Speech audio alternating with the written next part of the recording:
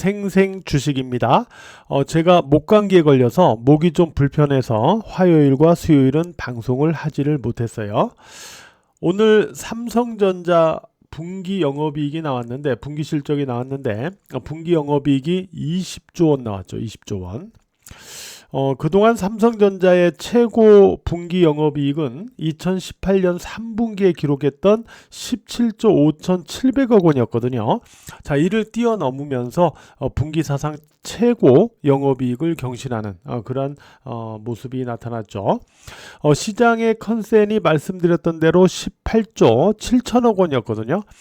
시장의 컨센을 뛰어넘는 그러한 분기 영업이익이 나왔기 때문에 결국 오늘 주가가 선제적인 상승을 했고, 그 다음에 실적 재료가 노출됐음에도 불구하고 매물은 차익 매물은 좀 제한적인 그러한 상황을 보여주기도 했습니다. 여기다가 또 한 가지, 삼성전자 영업이익이 기대보다 이렇게 높게 나오니까 어떤 현상이 있었냐면 SK하이닉스죠. SK하이닉스가 삼성전자의 분기 영업이익이 20조 원 나왔네. 그러면 나도 기대보다 실적이 더 좋게 나올 수도 있겠구나 라는 기대감으로 오늘 또 장중에 SK하이닉스가 6%대 추가로 상승하는 그런 모습을 보여줬습니다.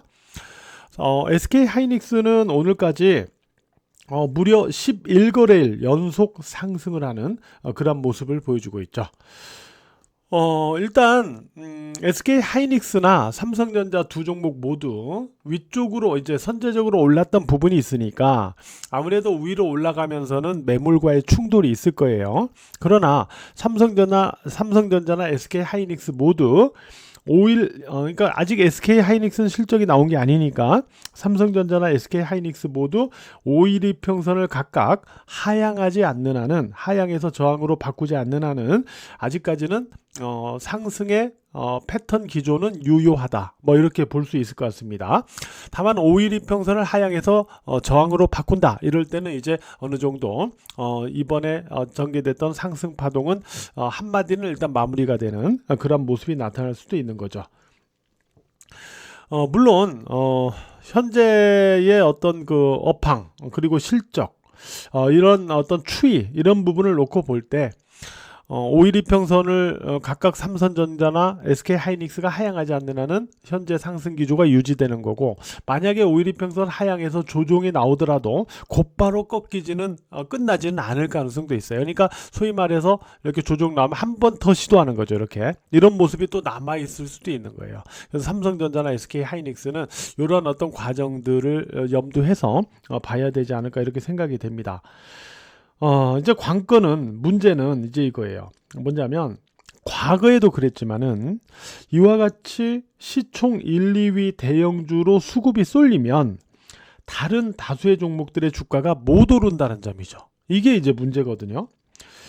그래서 삼성전자, SK하이닉스 위주로 지수가 일단 올라갔기 때문에 지금의 이 코스피 지수는 결국 삼성전자와 SK하이닉스 주가의 등락에 그대로 연동돼서 움직일 수밖에 없습니다.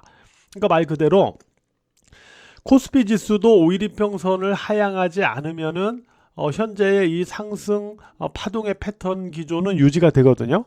그러면 삼성전자, SK하이닉스가 5일 이평선 안 깨. 그러면 코스피 지수도 5일 이평선 안 깨는 거죠. 근데 문제는 이들 종목만 올라가고 다수의 종목들은 못 올라가는 거예요. 이런 어떤 현상이 일단 삼성전자, SK하이닉스가 꺾이기 전에는 계속 유지가 되는 그런 상황이다라고 볼 수 있습니다. 물론 오늘 뭐 올라간 종목도 있긴 있어요. 뭐 예를 들어서 현대위아, 한화오션, HD 현대중공업. 그러니까 트럼프 대통령이 상상을 초월하는 제국주의 행보를 보이고 있죠. 베네수엘라 그리고 그린란드 이쪽을 중심으로 해서 우리의 상상을 초월하는 그러한 제국주의 행보를 보이면서 방산 쪽에서 또 움직임이 있어요. 그러다 보니까 조선 쪽에서도 또 움직임이 나옵니다. 그러니까 말 그대로 기존 주도주에서 상승이 나오는 거죠. 우리가 한화오션이나 현대중공업, 조선주죠. 그러나 이들은 다 방산 관련 모멘텀을 겸비하고 있는 종목들이에요. 현대위아, 자동차 부품이죠. 그러나 이 종목도 방산 모멘텀을 겸비하고 있는 종목이에요. 이런 종목들이 주로 오늘 올라간 거거든요. 이거는 트럼프의 제국주의 행보와 연관 지을 수 있다라고 볼 수도 있습니다. 자, 이와 같은 기존 조선과 방산같이 기존 주도주 섹터가 또 반등 시세로 합류하면서 다소 혼란스럽고 혼잡스럽고 난이도가 높은 까다로운 그러한 장세가 진행되고 있다. 뭐 이렇게 볼 수 있거든요.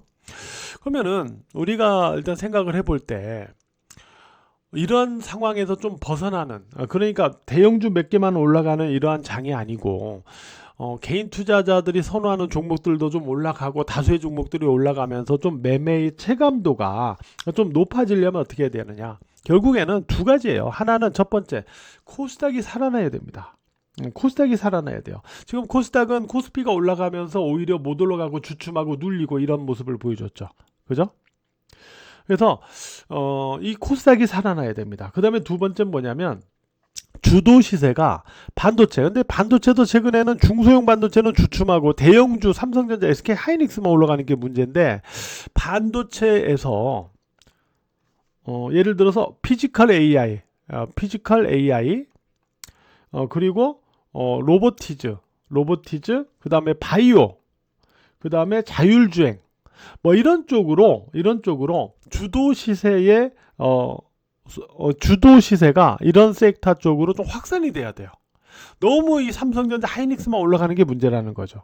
그러다 보니까 이러한 쪽으로 피지컬 AI, 로보티즈, 바이오, 자율주행 이런 쪽으로 주도 시세가 좀 확산이 돼야 된다. 그래야만 일단 우리의 매매 체감도가 올라가거든요. 일단 코스닥 지수는 3일 동안 눌리고 쉬어가는 모습이었지만 정고점을 그래도 오늘까지 지켜줬어요. 943포인트의 정고점을 그래도 오늘까지 지켜는 줬습니다. 지켜는 줬기 때문에 기술적으로는 내일은 반등이 나와야 되는 자리예요. 내일은 반등이 나와야 되는 자리입니다. 과연 자, 주가든 지수가 오를 자리에서 올라야죠. 오를 자리에서 못 오르면 빠지고 빠질 자리에서 안 빠지면 오르는 거잖아요. 그러니까 오를 자리니까 오를 자리에서 내일은 반등을 해줘야 돼요. 이게 이제 내일장 확인점이다 라고 보시면 되겠고요. 또 하나는 이런 부분을 우리가 확인해야 됩니다. 어떤 부분이냐면, 자, 코스피가 올라가요. 코스피가 올라갈 때 코스닥이 오르다가 주춤했어요. 주춤했죠. 자, 여기가 코스닥. 그러면 코스피가 빠질 때 코스닥은 여기도 못 올랐으니까 올라줘야 돼요. 이러면은 아직 한국 증시가 살아있구나, 한국 증시의 기회점들이 살아있구나, 이렇게 볼 수 있는 거고, 일단 단기적으로도 일단 수익률 게임이 지속될 수가 있어요. 근데 만약에 오르던 코스피 지수가 빠지는데 못 오르던 코스닥 지수가 같이 빠져버려. 이러면은 여기서 당장 단기적으로는 매매가 쉽지가 않아요. 그죠? 단기적으로는. 그래서 요 부분까지 이렇게 두 가지를 확인해야 됩니다. 하나, 코스닥 지수가 내일 오를 자리에서 반등을 해주는지, 두 번째, 이후에 코스피 지수가 빠질 때 코스닥 지수가 올라주는지. 같이 빠지면 답이 없어요. 단기적으로 당장은 답이 없어요. 같이 빠지면 역으로 올라줘야 돼요. 그래야 기회점들이 계속 연결되는 겁니다. 이 두 가지를 우리가 확인한다 라고 생각을 하시면 될 것 같습니다. 자, 오늘 하루도 매매하시느라고 여러분 모두 고생 많으셨습니다.